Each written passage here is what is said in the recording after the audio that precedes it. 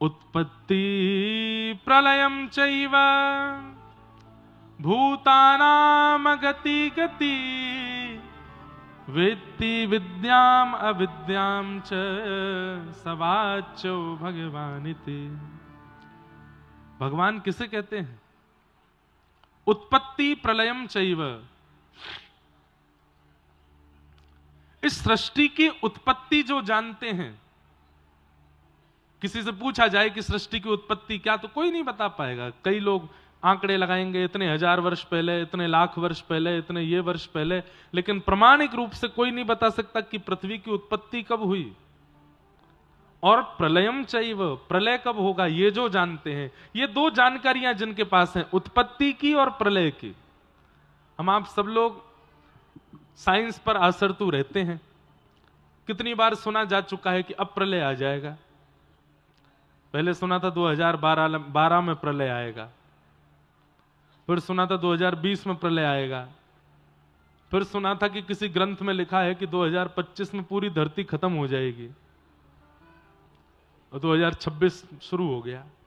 पता नहीं प्रलय कब आएगा। तो लोग अपने आंकड़े लगाते रह जाएंगे, भविष्य कथन, भविष्यवाणियां होती रह जाएंगी, लेकिन प्रलय कब होगा ये सिवाय भगवान को किसी को नहीं पता।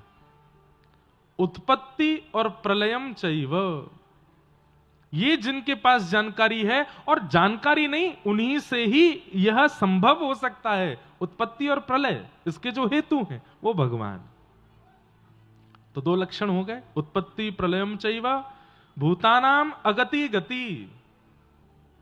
हमारी कहां गति है और कहां अगति है, ये जिन्हें पता है। अगति गति।